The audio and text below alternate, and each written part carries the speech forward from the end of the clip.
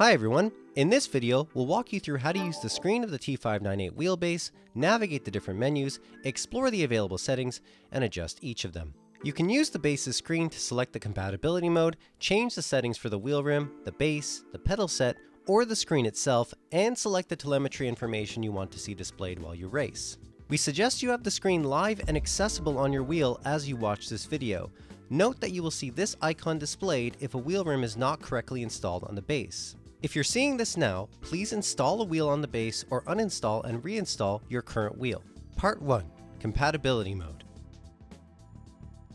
Okay, let's start by selecting your compatibility mode. The base has 3 compatibility modes, and it's important to select the appropriate mode based on your platform and the game that you're playing. Start by pressing the mode button on the base.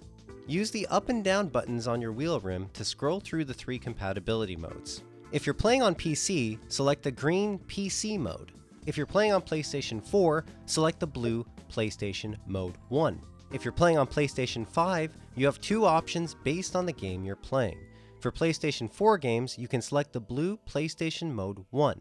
For PlayStation 5 games, there are 2 modes to select from: the blue PlayStation Mode 1 and the red PlayStation Mode 2.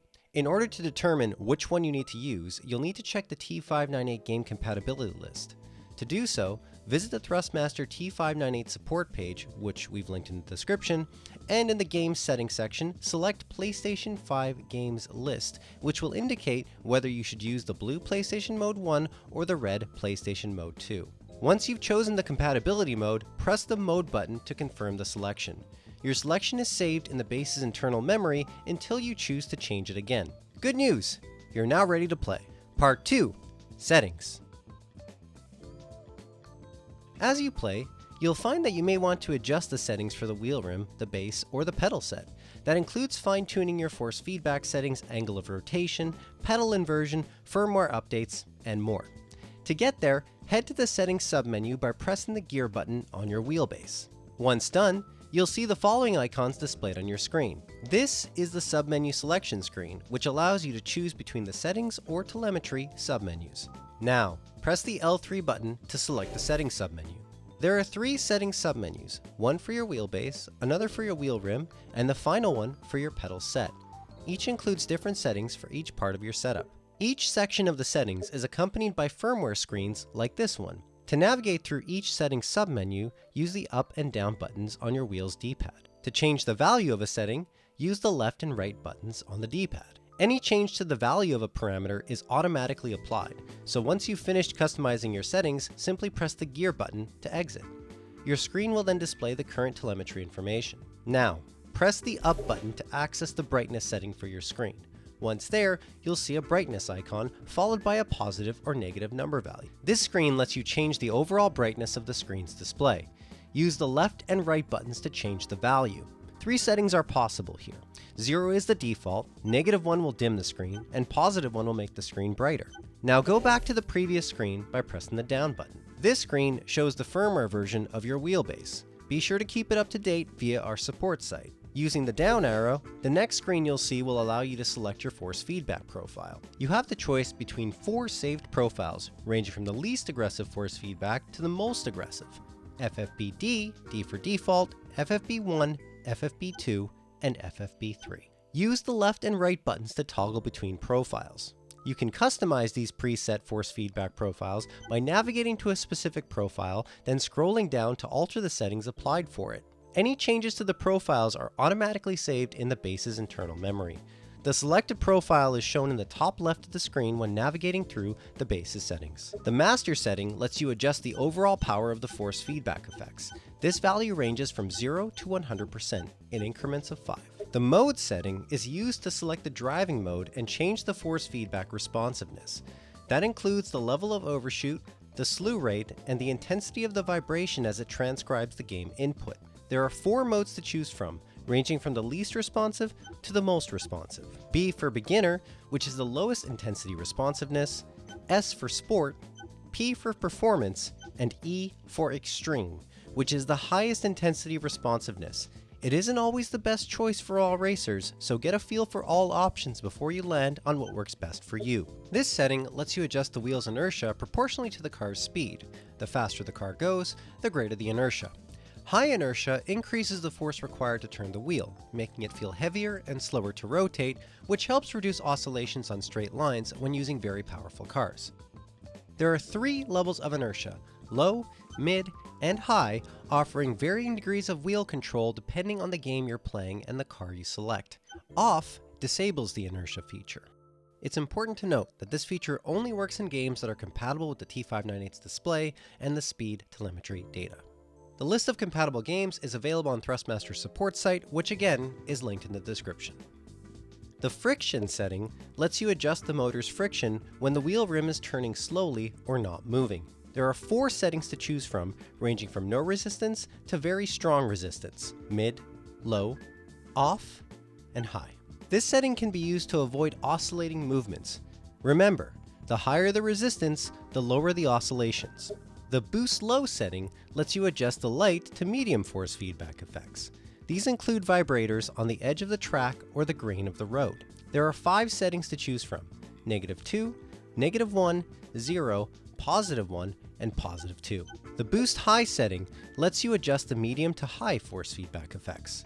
These include collisions with other vehicles or a wall, for example. There are 5 settings to choose from: -2, -1, 0, +1, and +2. Again, the higher the number, the more you'll feel those impacts. The speed setting lets you change the motor's rotation speed, for example, when you release the wheel rim and it continues to turn. There are 4 settings to choose from, ranging from slow to very fast rotation speed: high, mid, low, or EXT for extreme. This is a safety-related setting because the motor is very fast and may be hard to control at higher settings. The damper setting lets you adjust the force feedback damper, which simulates the sensation of friction or weight when steering. Reducing the damper force increases, improves, and optimizes the overall feel of the force feedback.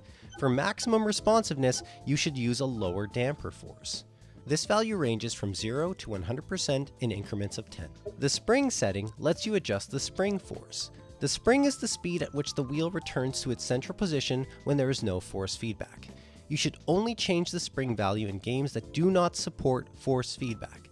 The spring value in some games, even force feedback games, is automatically adjusted by the game itself. This does not affect the quality of the force feedback. The default spring value is 0%.